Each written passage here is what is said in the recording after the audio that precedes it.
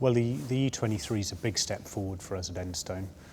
We learnt an awful lot last year with the first year under turbo regulations, and we've applied a lot of those lessons to the E23.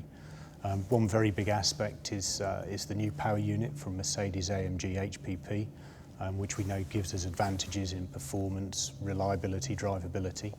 So that becomes sort of the heart of the car with the chassis.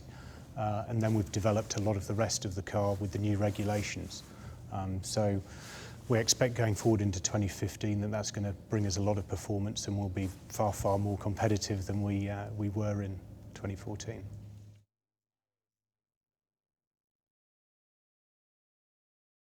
Well, there's been a lot of areas, but the integration of the power unit's obviously a big one.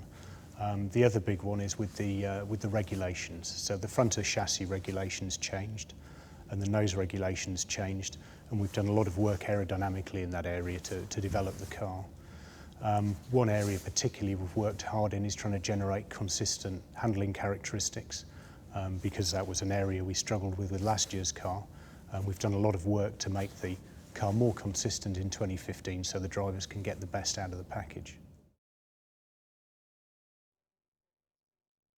Well, it's never straightforward because you have ambitious targets and there's a lot of work to try and meet those.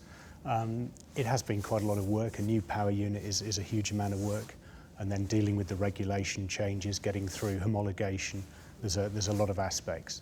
But I have to say everyone at Enstone has risen fantastically to the challenge, and we're all really looking forward to seeing it on track.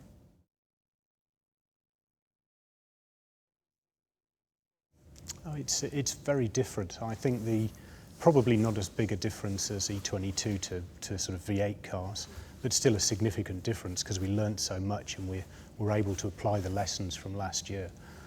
So there's a lot of areas we've improved in, but it's more refining than a completely different concept as we did with V8 to turbo.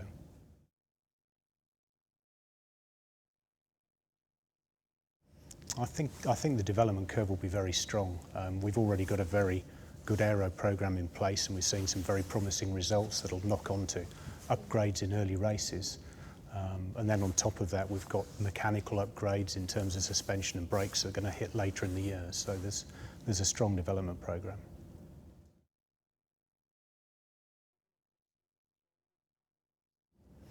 It's a lot of work going to a new power unit. Obviously, we'd had such a long time with Renault, we didn't really know quite what to expect. And the first stage is really just designing and scheming that new power unit with your chassis and trying to integrate everything, which is we're very involved.